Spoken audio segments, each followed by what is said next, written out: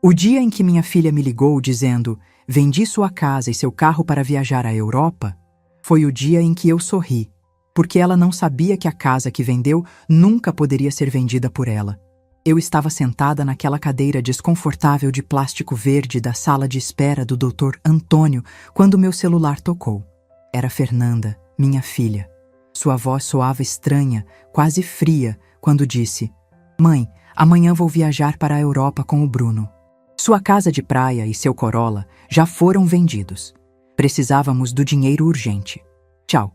E desligou assim, sem mais. 32 anos criando ela, me sacrificando por ela, e me descarta como se eu fosse lixo. Mas respirei fundo e sorri, porque havia algo que minha querida filha não sabia.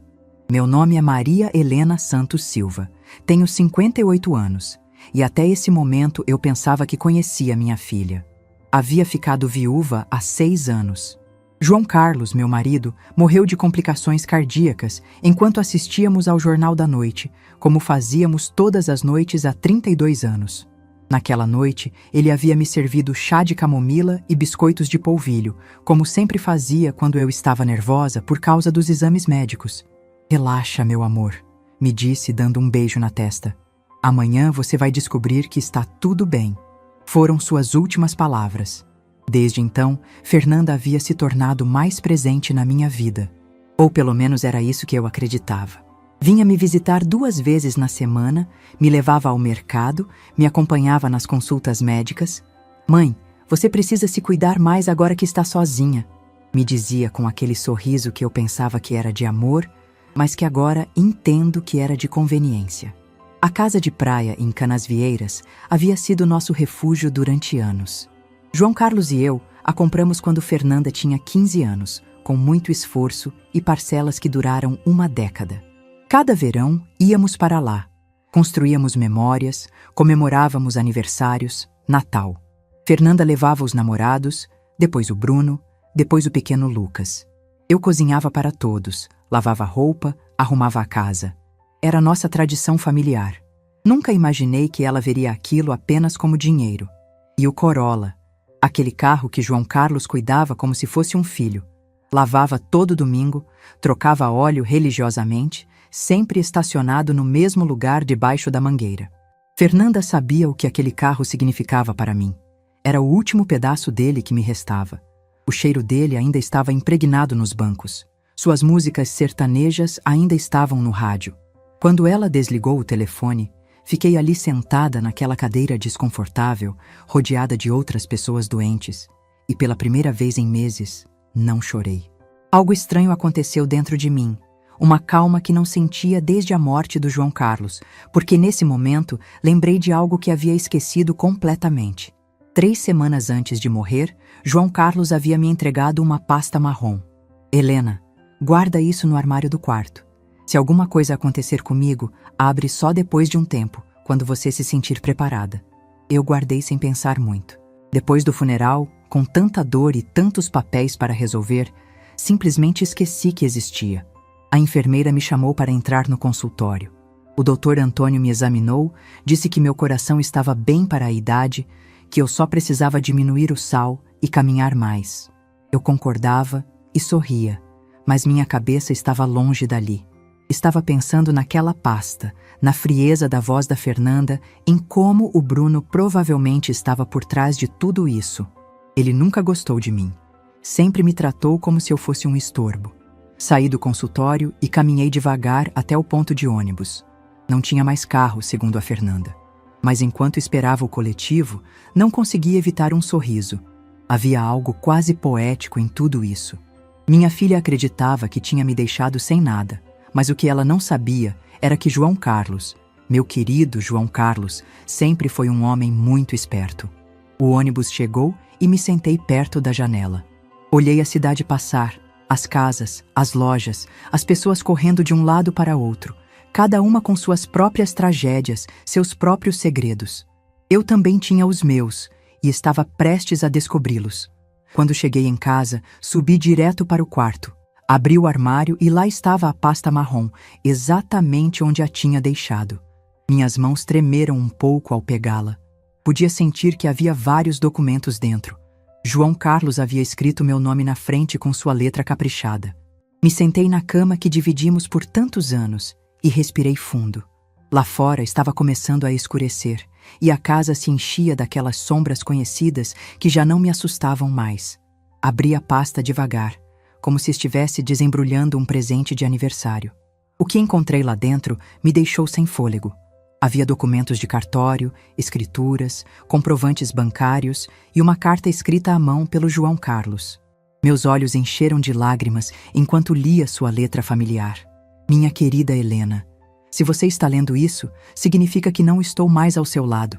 Me perdoa por não ter contado tudo enquanto estava vivo, mas eu queria te proteger das preocupações. Durante esses anos, investi nossas economias em imóveis e negócios. Não temos só a casa de praia, temos outras 5 propriedades, incluindo o prédio onde a Fernanda mora com o Bruno. Também temos cotas em 2 empresas que valem mais do que você pode imaginar. Você é rica, meu amor. Sempre foi rica, mas agora está no papel também.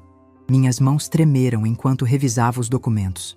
Havia escrituras de casas em diferentes bairros de Florianópolis, um apartamento no centro, um pequeno hotel na Praia do Forte e, efetivamente, o edifício de 15 andares onde minha filha morava. João Carlos havia sido o proprietário silencioso durante os últimos 8 anos, mas tinha colocado tudo no nome de uma empresa que eu nem sabia que existia. Segundo os papéis, eu era a única herdeira dessa empresa. Havia também extratos bancários de contas que nunca soube que existiam. Números que pareciam irreais. João Carlos havia sido motorista de ônibus por 35 anos, mas aparentemente também tinha sido um investidor muito inteligente. Cada centavo que economizávamos, cada sacrifício que fazíamos, ele multiplicava em silêncio. E eu nunca soube de nada. Na carta, João Carlos explicava que manteve tudo em segredo porque não queria que eu me preocupasse com dinheiro, nem que a Fernanda soubesse da nossa situação financeira real. Você conhece nossa filha, Helena. Se ela soubesse que temos tanto dinheiro, a atitude dela mudaria. Quero que ela nos ame pelo que somos, não pelo que temos. Que ironia! Nossa filha nos abandonou pensando que não tínhamos nada, quando na verdade tínhamos tudo. E a casa de praia que ela vendeu, segundo os documentos, estava registrada no nome da empresa, não no meu nome pessoal. A venda havia sido completamente ilegal. Aquela noite não consegui dormir. Caminhei pela casa tocando os móveis velhos, os enfeites que a Fernanda sempre criticava por serem antiquados.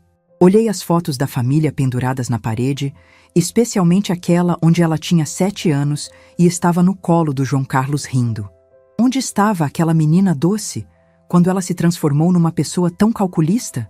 No dia seguinte, bem cedo, o telefone tocou. Era Fernanda de novo. Sua voz soava diferente, mais suave, mas eu já tinha aprendido a desconfiar dessas mudanças de tom. Mãe, como você está? Queria avisar que já fizemos a transferência do dinheiro da casa e do carro. Depositamos sua parte na sua conta. Minha parte? Perguntei mantendo a voz calma. Sim, mãe. Claro que não íamos deixar você sem nada. Demos 30% para você. É justo, não é? Nós precisamos do dinheiro para o investimento na Europa. O Bruno tem uma oportunidade de negócio incrível lá. 30% das minhas próprias coisas. Que generosa. Entendo, filha. E quando vocês viajam? Hoje à tarde. Já estamos com as malas prontas. Vamos ficar fora pelo menos 6 meses, talvez mais se o negócio der certo. Mas não se preocupe, mãe. Quando voltarmos, ajudamos você a encontrar um apartamento pequeno, algo mais adequado para suas necessidades. Adequado para minhas necessidades. Como se ela soubesse quais eram minhas necessidades. Está bem, Fernanda. Tenha uma boa viagem. Ai, mãe, sabia que você ia entender. Você sempre foi muito compreensiva. A gente te ama muito. E desligou. Fiquei ali com o telefone na mão e pela primeira vez em meses eu ri. Ri como não ria desde que o João Carlos morreu. A situação era tão absurda que chegava a ser cômica. Minha filha havia me roubado, me expulsado da minha própria casa, me falado com uma condescendência insuportável, e tudo para financiar uma aventura europeia que provavelmente seria um desastre. Mas o que mais me doía não era o dinheiro. Era a facilidade com que ela me descartou. 32 anos de vida dedicados a ela, de sacrifícios, de amor incondicional, e ela me eliminou da vida dela com 2 ligações telefônicas. Isso sim doía. Verifiquei minha conta bancária no computador. Realmente tinham depositado uma quantia que para eles devia parecer generosa, mas que para mim era uma piada.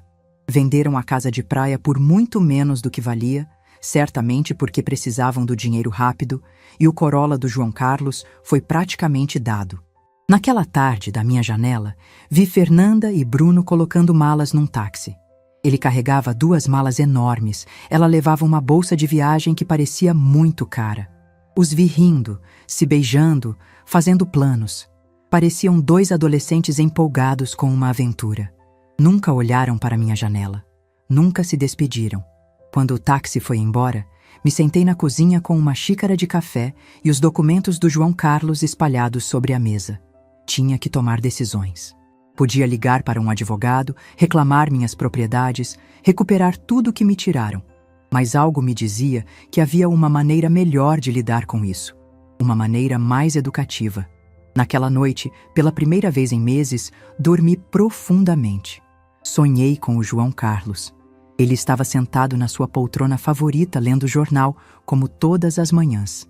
Quando me viu, sorriu e disse: "Já era hora, meu amor. Já era hora de você se defender." Acordei com uma sensação estranha. Não era exatamente felicidade, mas também não era a tristeza que sentia há meses. Era algo parecido com determinação. Pela primeira vez, desde a morte do João Carlos, eu tinha um propósito claro. Ia recuperar o que era meu, mas não da maneira que a Fernanda esperava. Nos dias seguintes, comecei a entender a extensão da minha nova realidade. Liguei para o Dr. Sebastião, o advogado que havia cuidado dos papéis do João Carlos quando ele morreu. Ele ficou surpreso quando lhe mostrei os documentos da pasta marrom. "Dona Helena, seu marido era um homem muito previdente. Estes investimentos foram feitos ao longo de 15 anos, sempre com muito cuidado e estratégia." Ele ajustou os óculos enquanto revisava as escrituras. "A senhora é proprietária de um patrimônio considerável, incluindo o edifício onde sua filha mora." Enquanto isso, mantinha minha rotina normal. Todas as manhãs, acordava. Tomava café da manhã sozinha, regava as plantas do quintal que João Carlos tanto amava. Os vizinhos me cumprimentavam com aquela mistura de pena e curiosidade que reservam para as viúvas recentes. Dona Carmen, minha vizinha de sempre, se aproximou de mim numa tarde enquanto eu varria a calçada. "Helena, querida, é verdade que a Fernanda viajou para a Europa e te deixou sozinha?" Sua voz carregava aquela preocupação genuína de quem conhece a família há décadas. "Sim, Carmen. Ela foi com o Bruno tentar um negócio lá fora. Não mencionei nada sobre a venda das propriedades. Ainda não era hora. E como você vai se virar, filha? Todo mundo sabe que o João Carlos não deixou muito dinheiro guardado." Se ela soubesse a verdade, pensei. "Não se preocupe comigo, vou dar um jeito." Dona Carmen me olhou com aquela expressão que eu conhecia bem. Era a mesma cara que recebi depois do funeral. Compaixão misturada com um pouco de alívio por não ser a tragédia dela. "Olha, se precisar de alguma coisa, qualquer coisa, você me chama, viu?" Essas conversas se repetiam constantemente. O açougueiro, a padeira, a moça da farmácia, todos me falavam com esse tom suave que usam com os desafortunados. E eu concordava, agradecia a preocupação, mas por dentro, uma parte de mim estava se divertindo com essa atuação. Era como viver uma vida dupla. Durante as primeiras semanas, Fernanda não deu notícias. Nem uma ligação, nem uma mensagem, nem sequer uma foto das férias. Para ela, eu tinha deixado de existir no momento em que conseguiu o dinheiro que precisava. Mas eu sabia que isso ia mudar em breve. Dr. Sebastião me ligou numa quarta-feira com novidades. "Dona Helena, conseguimos anular a venda da casa de praia. A transação era completamente ilegal, já que a propriedade estava registrada no nome da empresa, não no seu nome pessoal. Os compradores vão receber o dinheiro de volta sem problemas." "Excelente, doutor." "E o prédio onde a Fernanda mora? Esse é mais complicado. Tecnicamente, a senhora sempre foi a proprietária através da empresa, mas vamos precisar fazer algumas mudanças administrativas para que tenha controle direto. Deve levar umas 3 semanas. Depois de desligar, me sentei na cozinha com meu café e pensei na Fernanda. Fazia um mês que estava na Europa e eu não sabia nada dela. Para mim, ela tinha deixado de existir no momento em que me descartou. Mas eu sabia que isso mudaria logo. Decidi visitar a casa de praia. Peguei o ônibus para Canasvieiras, a mesma rota que João Carlos e eu fazíamos centenas de vezes. A casa estava exatamente como lembrava. Pequena, pintada de amarelo claro, com uma varanda que dava para o mar. Os novos proprietários tinham colocado algumas plantas em vasos, mas fora isso, estava igual. Me sentei na calçada em frente e fiquei olhando por 1 hora. Lembrei das tardes de verão quando Fernanda era pequena, correndo na praia, fazendo castelos de areia. João Carlos preparando churrasco na churrasqueira que ele mesmo construiu, enquanto eu fazia salada de maionese na cozinha. Fernanda trazendo amigos, depois namorados, depois o Bruno. Todos aqueles momentos felizes que ela reduziu a uma simples transação comercial. Um senhor de idade saiu da casa e me viu sentada ali. Se aproximou com curiosidade. "A senhora está bem?" "Sim, obrigada. Só estou lembrando de algumas coisas." "Conhecia os antigos proprietários?" "Conhecia muito bem." "Que lástima o que aconteceu. Nos disseram que a senhora idosa estava muito doente e precisava vender rápido.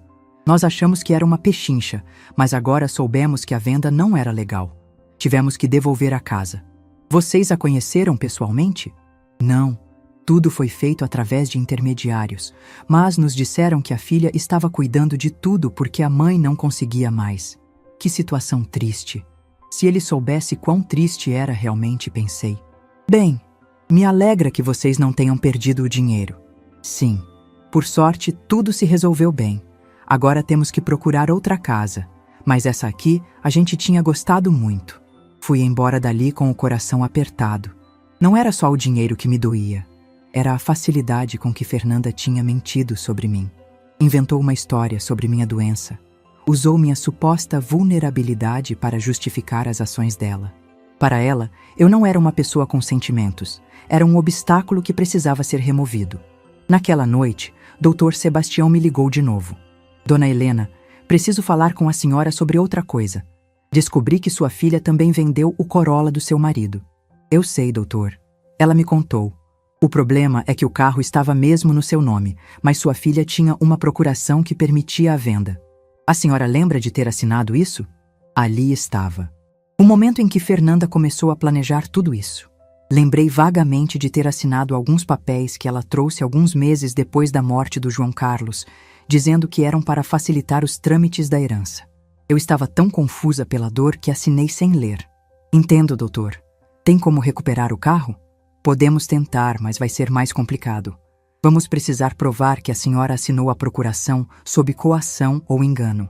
"Então vamos fazer isso. Quero recuperar tudo que me tiraram." Durante as semanas seguintes, desenvolvi uma rotina estranha. De manhã era a viúva pobre que todos conheciam. Saía para comprar o essencial, conversava com os vizinhos, mantinha as aparências. Mas à tarde me transformava numa empresária, estudando os documentos do João Carlos, conversando com o Dr. Sebastião, planejando o meu próximo movimento. Aprendi coisas sobre finanças que nunca pensei que precisaria saber. Descobri que João Carlos tinha sido muito mais esperto do que eu imaginava. Cada investimento dele foi calculado cuidadosamente. O prédio onde Fernanda morava, por exemplo, não só era rentável pelos aluguéis, mas estava numa área que estava se valorizando rapidamente. Também descobri que Bruno, o marido da Fernanda, tinha dívidas. Muitas dívidas. Tinha pedido empréstimos usando como garantia o apartamento onde moravam, sem saber que ele não era o verdadeiro proprietário. Quando os bancos descobrissem isso, ele teria problemas sérios. Dr. Sebastião me ligou numa sexta-feira com notícias importantes. "Dona Helena, terminamos todos os trâmites. A senhora agora tem controle total de todas as suas propriedades.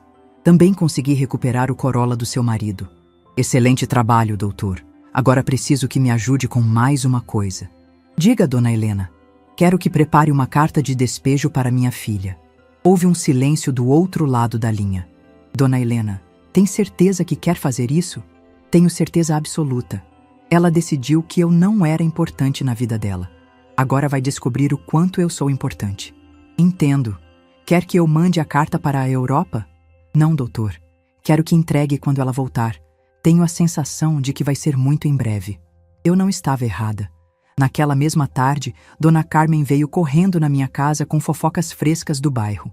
Helena, você sabia que o Bruno está com problemas no banco? Minha prima que trabalha lá me contou que estão investigando uns empréstimos que ele pegou usando como garantia o apartamento onde eles moram, mas parece que o apartamento não é dele. Sério? Sim, e tem mais. Parece que a Fernanda não sabia de nada. Estão dizendo que ela vai ter que voltar da Europa para resolver essa confusão. Perfeito. Tudo estava saindo exatamente como eu esperava. Fernanda tinha confiado no Bruno. Tinha sacrificado sua relação comigo por ele. E agora estava descobrindo que ele não era o homem que ela pensava. Naquela noite me sentei na varanda com uma xícara de chá e olhei as estrelas. João Carlos sempre dizia que as estrelas eram as almas das pessoas que tinham vivido uma vida completa, cuidando das famílias desde o céu. Se isso era verdade, então ele estava lá em cima, vendo como seu plano se desenvolvia perfeitamente. Obrigada, meu amor, falei para o céu. Obrigada por cuidar de mim mesmo depois da sua morte. No dia seguinte, Dr. Sebastião me ligou cedo. Dona Helena, tem novidades. Sua filha acabou de chegar ao país. Está no aeroporto, sozinha. Sozinha? Sim, aparentemente o Bruno ficou na Europa. Há rumores de que eles brigaram feio. Entendo. Já mandou a carta? Vou mandar hoje mesmo. Ela deve receber amanhã.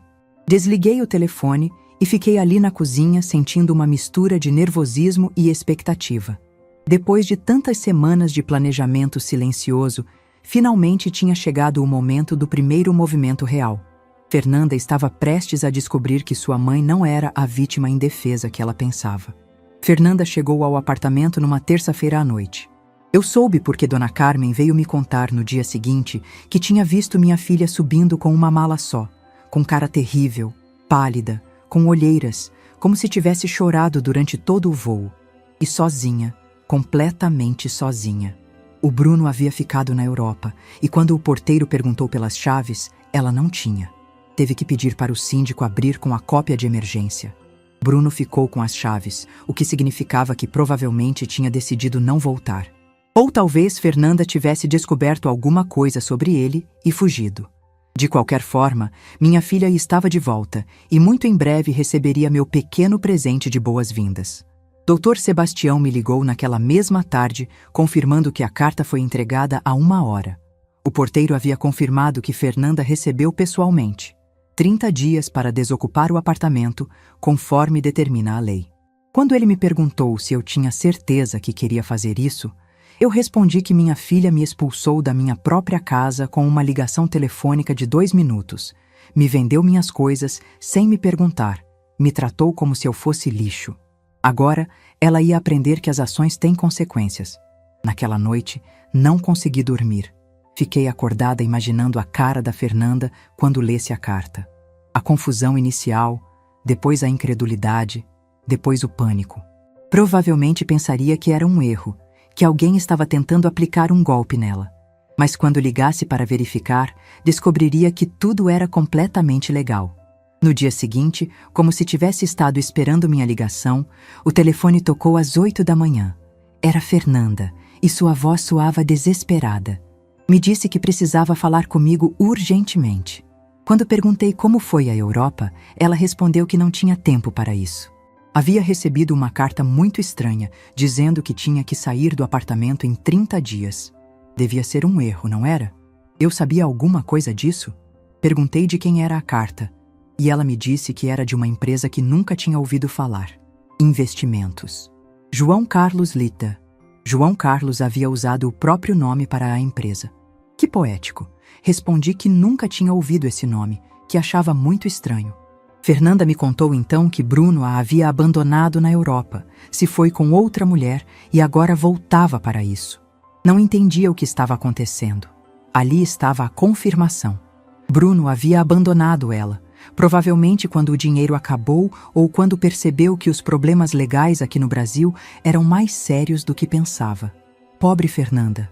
Tinha sacrificado a família por um homem que não valia nada. Ela me disse que não tinha mais ninguém, que precisava da minha ajuda. A ironia era perfeita.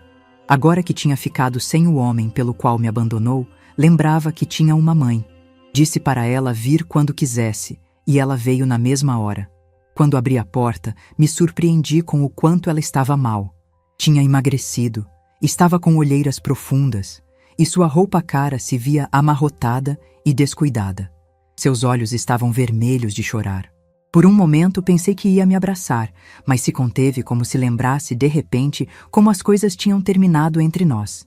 Nos sentamos na cozinha, na mesma mesa onde eu tinha lido os documentos do João Carlos semanas atrás.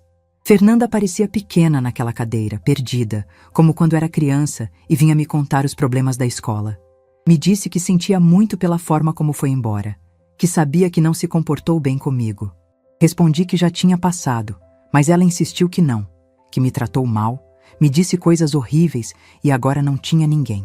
Quando perguntei o que aconteceu com Bruno, ela me contou que ele a enganou, que nunca houve negócio nenhum na Europa. Ele só queria fugir das dívidas que tinha aqui e usou o dinheiro da venda da minha casa para financiar a aventura dele. Todas as dívidas. Sim, muitas dívidas. Parece que ele estava pedindo empréstimos há anos, usando como garantia o apartamento onde moravam. Mas agora ela descobriu que ele não era o dono do apartamento. Ali estava minha oportunidade. Respondi que não sabia, que os assuntos de propriedades eram muito complicados. Fernanda me explicou que agora os bancos estavam cobrando as dívidas dele e dela. Diziam que, como eram casados, ela também era responsável.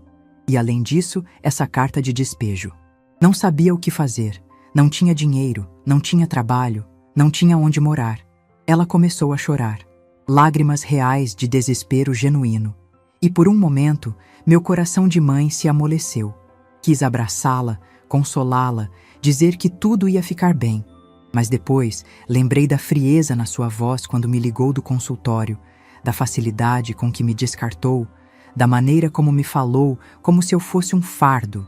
Quando perguntei se ela tinha falado com algum advogado sobre a carta, ela respondeu que não tinha dinheiro para advogado, que gastaram tudo na Europa, que Bruno levou o pouco que sobrou quando fugiu com aquela mulher. Disse que não sabia o que fazer, que pensou que talvez pudesse ficar comigo por um tempo, só até conseguir emprego e achar um lugar pequeno para morar. Ali estava a pergunta que eu tinha esperado. Depois de me expulsar da minha própria casa, depois de vender minhas coisas, depois de me tratar como lixo, agora queria que eu a salvasse. Queria que a viúva pobre que ela tinha criado a resgatasse das consequências das próprias ações. Respondi que claro, que essa sempre seria sua casa. Fernanda me olhou com surpresa, como se não esperasse que fosse tão fácil. Perguntou se eu falava sério, depois de tudo que aconteceu. Respondi que ela era minha filha, que isso nunca ia mudar. Ela se levantou e dessa vez me abraçou.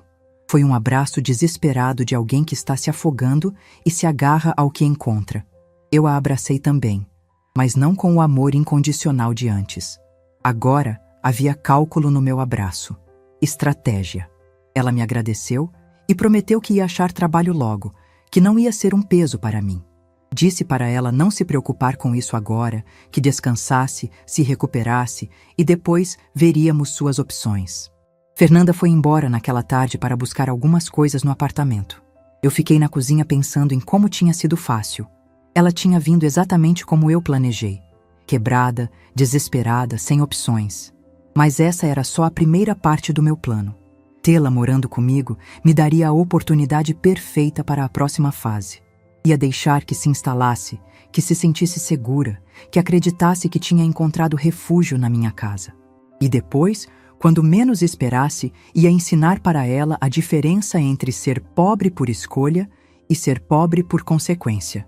Naquela noite, liguei para Dr. Sebastião pedindo para investigar as dívidas do Bruno.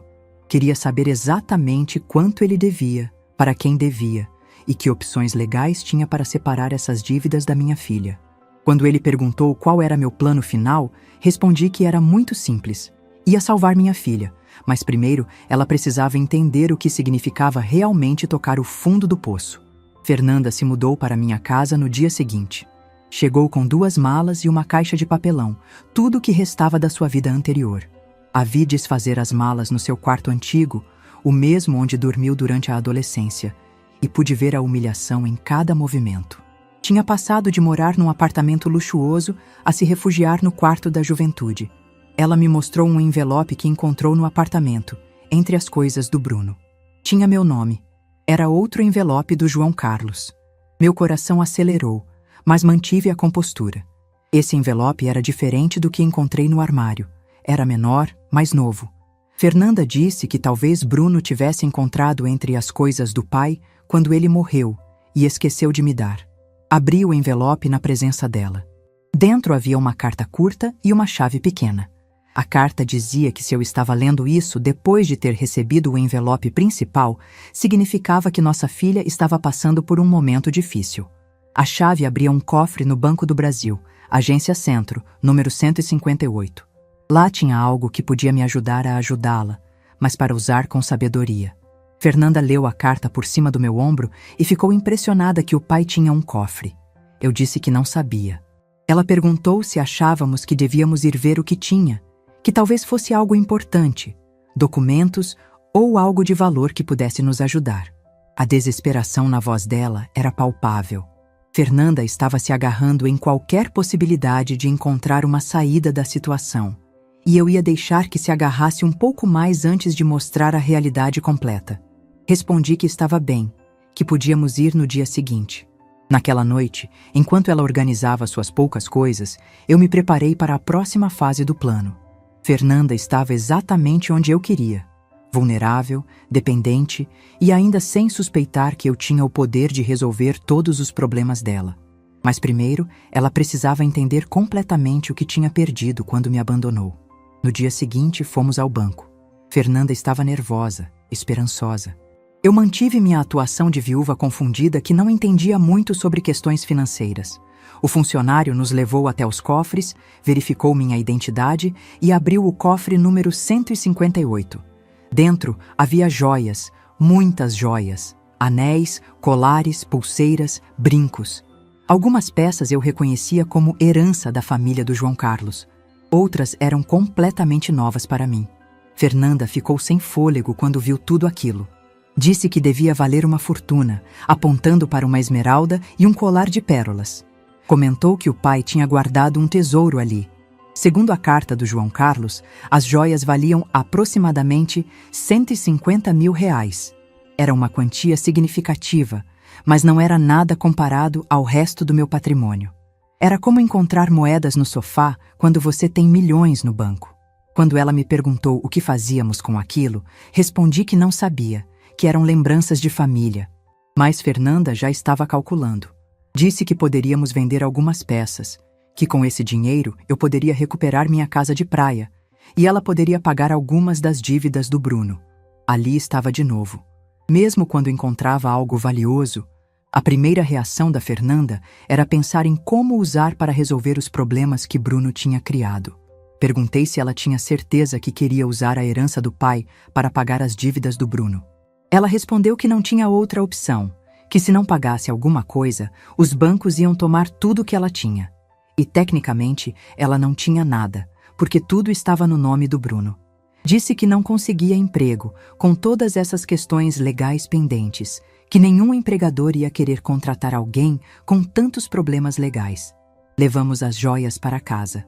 Fernanda as espalhou sobre a mesa da cozinha e as examinou uma por uma, calculando quais poderia vender e quais poderia conservar. Era doloroso vê-la reduzir as lembranças do pai a números numa folha de papel. Ela me disse que achava que com aquilo conseguiria resolver os problemas mais urgentes. Não todos, mas pelo menos os mais graves. Perguntei o que ela faria depois, e ela respondeu que procuraria trabalho, tentaria reconstruir a vida. Talvez conseguisse achar um quartinho pequeno para alugar, algo barato. Disse que não precisava sair, que podia ficar ali o tempo que precisasse. Mas ela insistiu que já tinha abusado demais da minha bondade, que eu também precisava de dinheiro e não podia sustentá-la indefinidamente. Era fascinante ver como Fernanda tinha construído uma imagem completamente falsa da minha situação financeira. Para ela, eu era uma viúva pobre que mal conseguia se sustentar, quando na realidade tinha recursos suficientes para comprar o prédio inteiro onde encontramos as joias. Naquela tarde, doutor. Sebastião me ligou com o relatório completo sobre as dívidas do Bruno. A situação era pior do que pensávamos. Ele devia mais de R$ 180 mil a vários bancos e também tinha dívidas com agiotas. O que era mais preocupante era que ele usou documentos falsificados com a assinatura da Fernanda para alguns desses empréstimos. Quando perguntei se isso significava que Fernanda era responsável, ele explicou que legalmente era complicado. Se conseguíssemos provar que ela não sabia, poderíamos livrá-la de algumas dívidas, mas seria um processo longo e caro. Para um bom advogado especialista, provavelmente uns R$ 40 mil sem garantia de sucesso. Se ela tivesse o dinheiro para pagar as dívidas, seria Dr. Sebastião me ligou numa segunda-feira de manhã com as notícias que eu estava esperando. O processo legal estava completo. Conseguimos liberar Fernanda de todas as dívidas do Bruno. A evidência de falsificação foi aceita pelo tribunal. Era o momento. Depois de semanas observando minha filha lutar, trabalhar e refletir sobre seus erros, finalmente tinha chegado a hora de mostrar que ela nunca esteve sozinha, que sempre teve alguém cuidando dela em silêncio. Disse para ele organizar uma reunião, que era hora da minha filha conhecer a verdade completa. Ele marcou para sexta-feira de manhã no escritório. Contei para Fernanda que tinha conseguido uma consulta com um advogado que poderia ajudá-la com os problemas legais, mas não expliquei os detalhes. Ela aceitou vir, embora estivesse nervosa com o custo da consulta, dizendo que não tinha dinheiro para pagar advogado, que mal sobrava para as despesas básicas. Chegamos ao escritório pontualmente. Fernanda tinha se arrumado com a melhor roupa que tinha, que agora ficava um pouco folgada no corpo mais magro. Estava nervosa, mexendo nas mãos, esperando mais uma má notícia na lista interminável de problemas. Dr. Sebastião nos recebeu e agradeceu por termos vindo. Fernanda respondeu agradecendo por nos receber, mas avisou que sua situação financeira era muito complicada e provavelmente não conseguia pagar honorários altos. Ele disse que disso vamos falar exatamente e me entregou uma pasta grossa. Fernanda abriu e começou a ler, sua expressão mudando gradualmente de confusão para surpresa e depois para choque. Disse que não entendia, que os documentos diziam que Bruno falsificou a assinatura dela, que havia evidência de fraude, que ela não era responsável pelas dívidas. Dr. Sebastião confirmou que estivemos investigando o caso dela durante as últimas semanas, que encontramos evidência suficiente para provar que ela foi vítima de fraude de identidade. Mas ela perguntou como era possível, quem pagou essa investigação, que ela não tinha dinheiro para isso. O Dr. Sebastião me olhou. Era meu momento. Disse para Fernanda que havia algo que eu precisava contar. Ela perguntou o que era, e eu respirei fundo. Depois de semanas de atuação, finalmente ia revelar a verdade. Disse que o pai dela me deixou mais do que ela sabia. Muito mais. Ela perguntou o que eu queria dizer e eu pedi para Dr. Sebastião mostrar os outros documentos. Ele tirou uma segunda pasta e entregou para Fernanda. Dessa vez, os documentos eram as escrituras de propriedades, os extratos bancários, os certificados de investimento, todo o patrimônio que João Carlos construiu em segredo. Fernanda leu em silêncio durante vários minutos. Seu rosto passou por uma gama completa de emoções: confusão, incredulidade, choque e, finalmente, compreensão. Ela disse que isso significava que eu era proprietária do prédio onde ela morava. Confirmei. Que eu tinha outras propriedades, contas bancárias, investimentos. Confirmei. Que quando ela vendeu a casa de praia, era minha casa e a venda foi fraudulenta. Confirmei que já tinha recuperado. Fernanda ficou olhando os papéis, tentando processar a informação. Perguntou há quanto tempo eu sabia disso. Respondi que desde o dia que ela me ligou do consultório médico. Ela perguntou se eu sabia tudo isso quando ela voltou da Europa pedindo ajuda. Confirmei. Se eu sabia que podia resolver todos os problemas dela quando a via chorar todas as noites. Confirmei. Houve um silêncio longo e tenso. Fernanda fechou as pastas e me olhou diretamente nos olhos. Perguntou por quê. Por que eu deixei ela sofrer se podia ajudá-la? Essa era a pergunta que eu esperava há semanas. Respondi que porque ela precisava aprender algo que não podia aprender de nenhuma outra maneira. Ela perguntou o que, e eu expliquei que ela precisava aprender o valor das coisas que tinha perdido. O valor da família, do respeito, da responsabilidade. Quando ela me abandonou, não era só dinheiro que me tirou. Era dignidade, era amor, era confiança. Fernanda começou a chorar, mas não eram lágrimas de autopiedade como as que derramou durante essas semanas. Eram lágrimas de compreensão profunda. Ela reconheceu que me abandonou quando eu mais precisava dela, que me tratou como se eu fosse lixo. Confirmei, e que eu a salvei mesmo assim. Confirmei, mas não da maneira que ela esperava. Não a salvei dando dinheiro para que continuasse cometendo os mesmos erros. A salvei deixando que tocasse o fundo do poço para que pudesse aprender a se salvar sozinha. Doutor. Sebastião interveio discretamente, explicando que eu paguei todos os custos legais para livrá-la das dívidas do Bruno, que também recuperei todas as propriedades que foram vendidas fraudulentamente, que ela estava completamente livre de problemas legais. Fernanda perguntou sobre o trabalho de limpeza que conseguiu. Disse que podia deixar se quisesse, mas que esperava que não deixasse. Ela perguntou por quê. E eu expliquei que esse trabalho estava ensinando algo que ela nunca aprendeu quando tudo era fácil. Estava ensinando o valor do esforço próprio, a dignidade do trabalho honesto, a importância de valorizar cada centavo que ganha. Fernanda se limpou as lágrimas e me olhou com uma expressão que não via há anos. Não era o olhar de uma filha que precisa da mãe, mas o olhar de uma mulher adulta que respeita outra mulher. Ela me perguntou se eu a perdoava. Respondi que já tinha perdoado há muito tempo, que a pergunta era se ela conseguia se perdoar. Ela disse que não sabia se conseguia, que fez coisas imperdoáveis. Respondi que as pessoas cometem erros, que o importante é o que fazemos depois de reconhecer esses erros. Dr. Sebastião nos deixou sozinhas no escritório por alguns minutos. Fernanda e eu nos sentamos em silêncio, processando tudo o que tinha acontecido. Ela me disse que queria que eu soubesse uma coisa, que mesmo se eu não tivesse todo esse dinheiro, mesmo se realmente fosse a viúva pobre que ela pensou que eu era, ela teria aprendido a mesma lição. Perguntei que lição, e ela respondeu que não há nada mais valioso que ter alguém que te ama incondicionalmente. Durante essas semanas, a única coisa que a manteve sã foi saber que tinha um lar comigo, que não importava o quanto tinha arruinado a vida, eu continuava sendo a mãe dela. Disse que isso nunca ia mudar, e ela respondeu que sabia, mas que também sabia que não podia dar esse amor por garantido nunca mais, que tinha que merecê-lo todos os dias, com respeito, com gratidão, com ações, não só com palavras. Saímos do escritório de Dr. Sebastião com uma relação completamente nova. Não éramos mais mãe e filha unidas pelo sangue e costume. Éramos duas mulheres adultas que tinham se escolhido depois de passar pela prova mais difícil possível. As semanas seguintes foram de reconstrução, mas não do tipo que Fernanda esperava. Apesar de agora saber que eu tinha recursos suficientes para resolver todos os problemas, ela decidiu manter seu trabalho de limpeza noturna.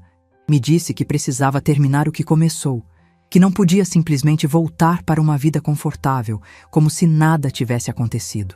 Perguntei se ela tinha certeza, que não precisava se castigar para sempre. Ela respondeu que não era castigo, que era uma maneira de lembrar quem ela era e quem queria ser agora. A observei vestir o uniforme de trabalho, algo impensável meses atrás, quando morava no apartamento luxuoso com Bruno. Mas havia algo diferente na postura dela, na maneira como se movia. Não era mais a mulher quebrada que chegou chorando na minha porta. Era alguém que encontrou dignidade no trabalho honesto. Dona Carmen veio me visitar naquela tarde, como fazia toda semana desde que Fernanda voltou. Disse que havia rumores muito estranhos circulando pelo bairro, que a gente estava ouvindo que eu não era tão pobre quanto todos pensávamos. Alguém viu Fernanda saindo de um escritório de advocacia muito elegante no centro, e depois a viram pagando todas as dívidas no banco. Isso custava muito dinheiro. Carmen me conhecia bem demais para enganá-la por muito tempo. Quando ela perguntou se eu estava mentindo sobre minha situação, me servi uma xícara de chá e me sentei na frente dela. Era hora de ser honesta com alguém mais. Contei que João Carlos me deixou mais do que ninguém sabia. Muito mais. Suficiente para que Fernanda e eu não tivéssemos que nos preocupar com dinheiro nunca mais. Carmen perguntou por que fingi ser pobre todos esses meses. E eu expliquei que precisava que Fernanda aprendesse algo que não podia aprender de nenhuma outra maneira. Contei toda a história, a ligação cruel da Fernanda, meu plano de vingança silenciosa, as semanas observando ela tocar o fundo do poço e finalmente a revelação no escritório do Dr. Sebastião. Carmen disse que isso era brilhante e terrível ao mesmo tempo. Terrível porque deixei minha própria filha sofrer quando podia ter ajudado imediatamente. Mas também brilhante porque ela entendia por que fiz isso. Fernanda precisava aprender o valor das coisas que tinha perdido. Se eu simplesmente tivesse dado dinheiro para resolver os problemas, ela teria aprendido que sempre há alguém para salvá-la das consequências das más decisões. Quando ela perguntou se não doía ver Fernanda sofrer, respondi que cada dia, cada noite que a via chorar, cada manhã que a via se levantar para trabalhar cansada e derrotada. Mas eu sabia que se a salvasse cedo demais, ela não teria aprendido a lição completa. Carmen perguntou se eu achava que ela aprendeu, e eu disse para ela olhar por si mesma. Fernanda sabia que agora tinha acesso a dinheiro suficiente para viver confortavelmente, mas escolheu manter o trabalho. Sabia que podia se mudar para um lugar melhor, mas decidiu ficar comigo. Sabia que não precisava se preocupar com dívidas, mas estava usando as próprias economias para ajudar outras mulheres em situações parecidas. Carmen ficou surpresa ao saber que Fernanda estava ajudando outras mulheres. Contei que ela fez amizade com as senhoras com quem trabalhava e estava usando parte do dinheiro que ganhava limpando escritórios para ajudar uma companheira que tinha problemas para pagar a creche do filho. Carmen sorriu e disse que essa não era a Fernanda que foi para a Europa. Concordei que não era. Esta Fernanda entendia que o dinheiro é uma ferramenta, não um objetivo. Entendia que a dignidade vem do trabalho e do respeito, não das posses materiais. Naquela noite, quando Fernanda voltou do trabalho, me encontrou lendo na sala. Ela me disse que precisava contar uma coisa. Dona Carmen perguntou se ela era a filha da senhora rica do bairro Norte. Fernanda respondeu que sim, que eu tinha dinheiro suficiente para que ela não precisasse trabalhar. Sabe o que Dona Carmen perguntou depois? Por que ela continuava trabalhando então? Fernanda explicou que precisava provar para si mesma que conseguia se sustentar pelos próprios meios. Dona Carmen riu e disse que essa era a diferença entre ter dinheiro e saber lidar com dinheiro, que eu tinha ensinado Fernanda a ser rica de verdade. Concordei que Dona Carmen era muito sábia e Fernanda disse que ela fez entender algo importante. Que não se tratava do dinheiro que você tem, mas de como você o usa e como se relaciona com ele. Fernanda se sentou comigo no sofá e disse que queria que eu soubesse que tinha tomado uma decisão. Ela ia continuar morando comigo, mas não como uma filha que volta para a casa dos pais. Queria ficar como uma mulher adulta que escolhe dividir a vida com a mãe. Perguntei qual era a diferença, e ela explicou que ia pagar a parte dela das despesas. Ia contribuir com a manutenção da casa e ia tratar nossa relação como uma parceria entre duas mulheres independentes que se amam e se respeitam. Disse que ela não precisava, mas ela insistiu que precisava que nossa relação fosse diferente do que era antes. Antes ela era uma filha que dava por garantido o amor e cuidado da mãe. Agora queria ser uma mulher adulta que valoriza e cuida da relação mais importante da vida. Perguntei sobre o trabalho. E ela disse que ia continuar trabalhando, mas não necessariamente limpando escritórios para sempre. Queria estudar, se preparar para fazer algo mais significativo com a vida. Mas queria fazer isso passo a passo, merecendo cada oportunidade. Tinha alguma ideia do que queria estudar? Sim, queria estudar assistência social. Essas semanas ensinaram quanta gente estava passando por situações difíceis sem ter ninguém para apoiar. Queria usar os recursos que tínhamos para ajudar outras mulheres que estavam passando pelo que ela passou. Era perfeito. Fernanda não só tinha aprendido a valorizar o que tinha, mas encontrou uma maneira de usar a experiência para algo construtivo. Perguntei sobre Bruno, e ela disse que Dr. Sebastião contou que ele foi preso na França pelo casamento fraudulento. Ia ser deportado em breve, mas honestamente, ele já não importava mais. Essa parte da vida dela tinha acabado. Perguntei se ela não sentia rancor e ela respondeu que não, que Bruno fez um favor sem saber. Se ele não tivesse a abandonado e traído, ela nunca teria tocado o fundo do poço. E se nunca tivesse tocado o fundo do poço, nunca teria aprendido a valorizar realmente o que tinha. Naquela noite, pela primeira vez em meses, fui dormir completamente em paz. Meu plano funcionou perfeitamente. Fernanda não só aprendeu as lições que precisava aprender, mas emergiu da experiência como uma pessoa mais forte, mais sábia e mais compassiva. João Carlos teria ficado orgulhoso. 6 meses depois, nossa vida encontrou um equilíbrio novo que nenhuma de nós teria imaginado antes. Fernanda terminou um curso técnico em assistência social e eu decidi usar parte dos recursos para estabelecer uma fundação para ajudar mulheres em situações de abandono doméstico e financeiro. Uma manhã, Fernanda chegou com uma carta da faculdade. Tinham aceito ela na especialização. Quando perguntei quando começava, ela disse que semestre que vem, mas que queria que eu soubesse que ia pagar com as próprias economias. Guardou dinheiro do trabalho no centro social onde trabalhava agora. Perguntei se ela tinha certeza que podíamos custear a especialização facilmente. Ela disse que sabia, mas que precisava fazer isso sozinha. Fazia parte de quem ela era agora. Dona Carmen chegou naquela tarde para o chá semanal, tradição que mantínhamos há meses. Disse que precisava confessar uma coisa. No começo, achou que eu tinha sido muito cruel com Fernanda. Perguntei o que ela achava agora e ela respondeu que agora achava que eu fui a mãe mais sábia que já conheceu. Era verdade.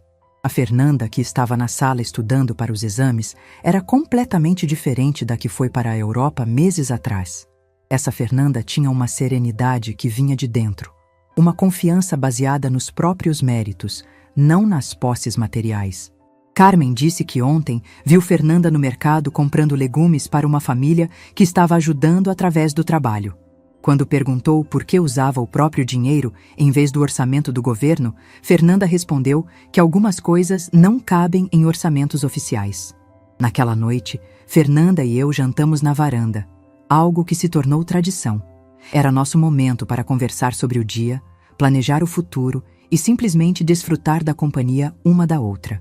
Fernanda me disse que queria que eu soubesse uma coisa, que aprendeu que o amor verdadeiro não é o que te diz o que você quer ouvir. O amor verdadeiro é o que te ensina o que você precisa aprender, mesmo quando dói. Concordei que era uma lição difícil de aprender, mas necessária. Fernanda explicou que Bruno dizia o que ela queria ouvir, fazia ela se sentir especial, a convenceu que merecia uma vida de luxo sem esforço.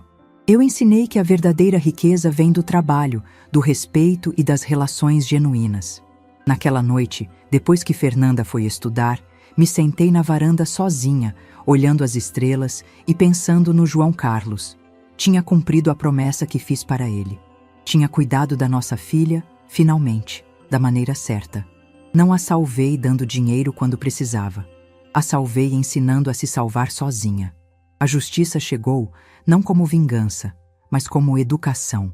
Não como castigo, mas como transformação. E no final, as duas ganhamos algo muito mais valioso que dinheiro. Ganhamos uma relação autêntica, construída sobre bases sólidas que nenhuma crise futura poderia destruir. João Carlos estava certo. A verdadeira herança não era o dinheiro que ele deixou. Era a sabedoria para usá-lo da maneira certa, no momento certo, para ensinar as lições que realmente importam. Se essa história tocou seu coração, deixe seu like, se inscreva no canal e comente aqui embaixo. No meu lugar, o que você faria? Sua mensagem pode iluminar o dia de alguém.